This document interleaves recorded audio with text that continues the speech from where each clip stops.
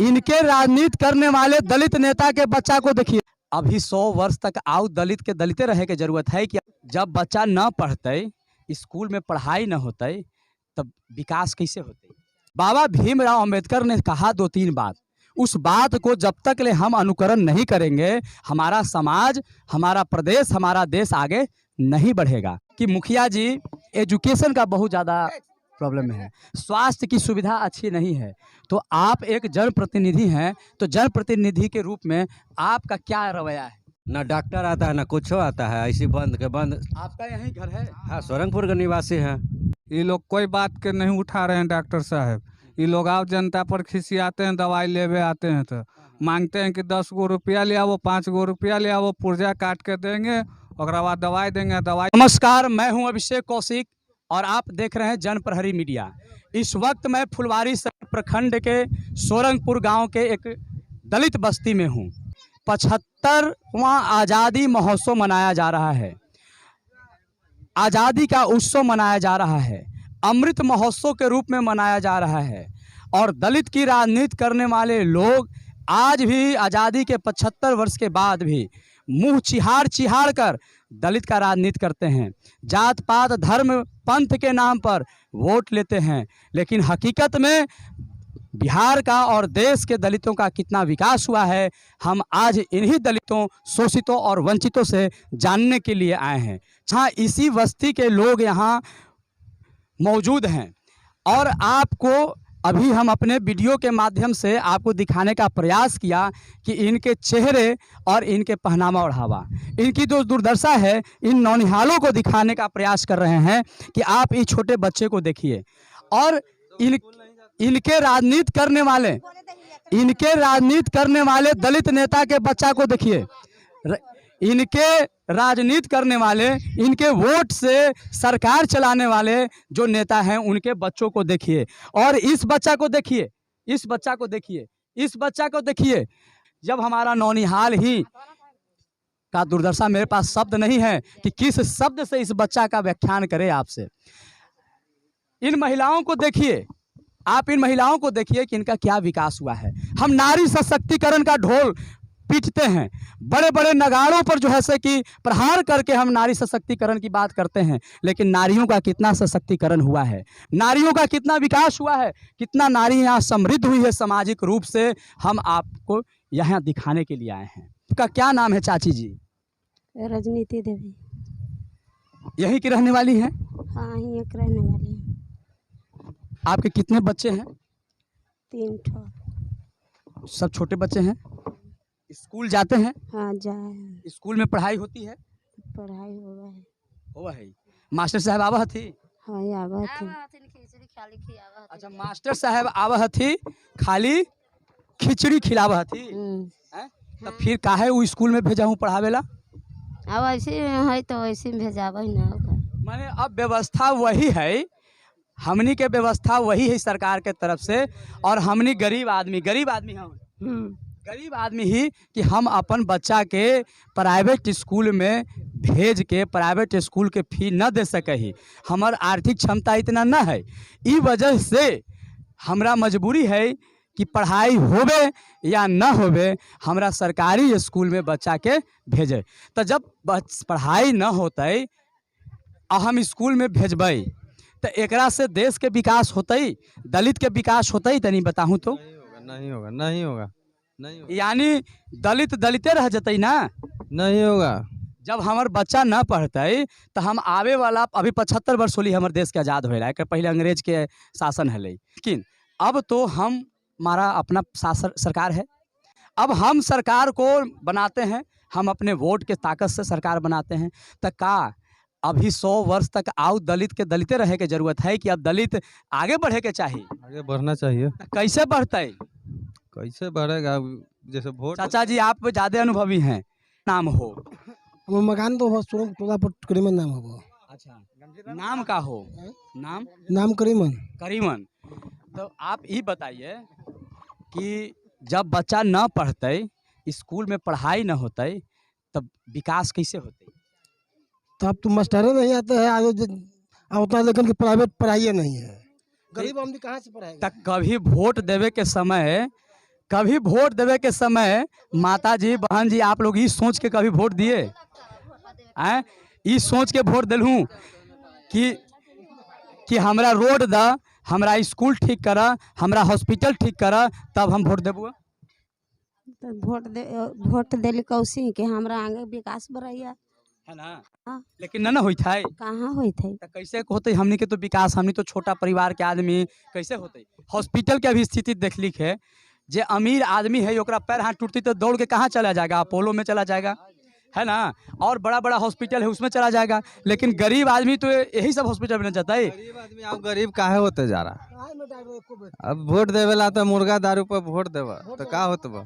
है ना? मुर्गा दारू पर वोट देवे के न चाही। बाबा भीमराव अंबेडकर संविधान बनाए और संविधान में हम दलित वंचित शोषितों का अधिकार उसमें दिया। लेकिन बाबा भीमराव अंबेडकर ने कहा 2-3 बात, उस बात को जब तक ले हम अनुकरण नहीं करेंगे हमारा समाज, हमारा प्रदेश, हमारा देश आगे नहीं बढ़ेगा। सबसे पहला बात बाबा भीमराव अंबेडकर कहे कि शिक्षित होवो। सबसे पहला क्या कहे? शिक्षित होवो। दूसरी बात कहे कि संगठित होवो और तीसरी बात कहे कि आवाज दो, अपने अधिकार के लिए लड़ो। जब तक ले आप आवाज नहीं दीजिएगा आपको कोई सुनने वाला है? तो इसलिए सबसे पहला बात मानना है कि शिक्षित होना है। क्या होना है? शिक्षित होना है। तो शिक्षा का क्या स्थिति है हम इन्हीं बच्चों से पूछते हैं। चलो स्कूल जाते हैं आप? पहले आप बताइए कि आपका नाम क्या है? नाम क्या है बेटा? कविता। कविता जी स्कूल में जाती है, कौन क्लास में पढ़ती है? दूसरा क्लास। स्कूल में पढ़ाई होती है? क्या नाम है तुम्हारा? अन्नू। अनु। अच्छा बताओ अनु, तुम स्कूल में जाती है तो तुम्हारे स्कूल में बैठने के लिए बेंच है? हाँ।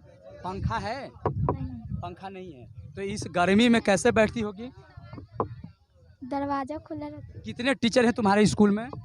पता नहीं। पता नहीं? अरे तो तुम स्कूल जाती है तो टीचर के बारे में नहीं पता है? नहीं जाता। बेंच नहीं है सरकार? सरकारी बेंच कहाँ है सर? नीचे बैठता है भुइयां में दरी बिछा कर। आप भी पढ़ाई करती हैं? हाँ। कौन सा क्लास में? BA पार्ट 1 में। ये पार्ट 1 हायर एजुकेशन है। तो इन छोटे छोटे बच्चों को आप मोटिवेट नहीं करती हैं कभी? ये लोग जाते हैं स्कूल और तो इनके मम्मी पापा से बात करके स्कूल भेजना चाहिए। पंचायत के हमारे साथ मुखिया जी जुड़ गए हैं। हम मुखिया जी से जानना चाहेंगे कि मुखिया जी यहाँ जो समस्या अभी हम यहाँ के लोगों से लिए कि एजुकेशन का बहुत ज़्यादा प्रॉब्लम है, स्वास्थ्य की सुविधा अच्छी नहीं है। तो आप एक जनप्रतिनिधि हैं, तो जनप्रतिनिधि के रूप में आपका क्या रवैया है? सर कोशिश हम लोग कर रहे हैं कि स्कूल सभी बच्चे स्कूल जाएं, पढ़े, शिक्षित हो। जैसे आप कभी स्कूल में गए यहाँ के? हाँ जाते रहते हैं। कितने टीचर हैं यहाँ स्कूल में? यहाँ पे 6 टीचर हैं। 6 टीचर हैं। बच्चा कितना है? बच्चा सर 2-250 के लगभग 2-250 के आसपास होंगे। मध्याह्न भोजन वगैरह सब समय से? ध्यान भवन सब सही से चलता है। भवन का वो सब ठीक है? ठीक है सर। पंखा नहीं है तो बच्चा कैसे गर्मी में पढ़ेगा? हम लोग बात करेंगे सर पंखा लगवाने के लिए जो प्रचार। बिल्कुल बिल्कुल बात करिए, है ना? पर पहले प्रधानाचार्य जो हैं उनसे बात करिए कि हर स्कूल के कक्षा में पंखा होनी चाहिए और बेंच भी होना। जो स्वास्थ्य कर्मी हैं वो आते हैं, दवा का वितरण मुफ्त में होता है। नहीं सर, यहाँ पे जो स्वास्थ्य केंद्र है यहाँ पे ना समय से खुलता है, ना समय से डॉक्टर साहब आते हैं, ना दवा का वितरण होता है।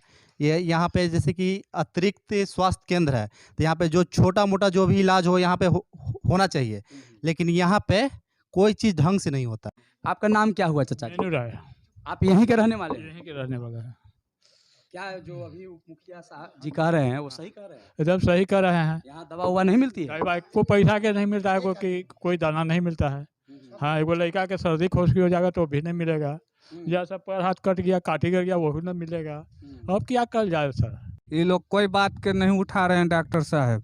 ये लोग आप जनता पर खिसियाते हैं, दवाई लेवे आते हैं तो मांगते हैं कि 10 गो रुपया ले आओ, 5 गो रुपया ले आओ, पुर्जा काट के देंगे और बाद दवाई देंगे। दवाई फुलवारी शरीफ प्रखंड का यह गांव है। जब पटना से करीब वाले गांव में और वहाँ के स्वास्थ्य केंद्र और उपकेंद्रों में यदि इस तरह का भ्रष्टाचार की बात सामने आती है तो बिहार के सुदूर गांवों में जो स्वास्थ्य केंद्र हैं वहाँ क्या होता होगा। खैर, जनप्रहरी का यह मुहिम आपको बिहार के हर वह अस्पताल को दिखाएगा, कोने कोने का अस्पताल का दिखाएगा और वहाँ से रूबरू कराएगा। एक चचा हैं जो फिजिकली बेचारे असहज हैं। आपको क्या हुआ है? पैर सर टूट गया है पैर टूट गया था जी, एक्सीडेंट कहाँ में। इलाज कराए? इलाज सर कराए थे बिहटा में और आपके यहाँ दीघा में। कोई प्राइवेट हॉस्पिटल में? जी, सरकारी हॉस्पिटल में क्यों इलाज नहीं कराया? तो सरकारी में सर नहीं कोई ले गया तो परिवार नहीं ले गया कि वहाँ की सुविधा से संतुष्ट रहते हैं इसलिए? सुविधा ना सर, सुविधा तो वहाँ है ये नहीं है, सुविधा नहीं है बस। इसलिए लोग प्राइवेट जाते हैं। हकीकत है, देखिए बिहार में रोजगार आप नहीं दे रहे हैं, आप शिक्षा नहीं दे रहे हैं, दवाई नहीं दे रहे हैं, तो वैसी स्थिति में जब रोजगार नहीं है, शिक्षा नहीं है, कोई उद्योग नहीं है, तो वैसी स्थिति में यदि किसी को पैर टूटता है, सर फटता है या कोई गंभीर बीमारी होती है तो हकीकत है कि बिहार के लोगों को खेत बेचना पड़ता है, खेत इजारे रखना पड़ता है, साहूकारों से सूद पर पैसा लेना पड़ता है और तब जाकर प्राइवेट इलाज कराना पड़ता है। इसलिए मंगल पांडे जी, आपके हृदय में थोड़ा सा भी दया है तो इन गरीब मध्यम परिवार, दलित, शोषित, वंचित लोगों की बात को सुनिए, समझिए। ऐसे हॉस्पिटल में सिर्फ और सिर्फ गरीब लोग ही आते हैं, अमीर वाले लोग तो बड़े बड़े हॉस्पिटल में चल ही जाते हैं। ना डॉक्टर आता है ना कुछ आता है, ऐसी बंद के बंद। आपका यही घर है? हाँ, सोरंगपुर का निवासी है।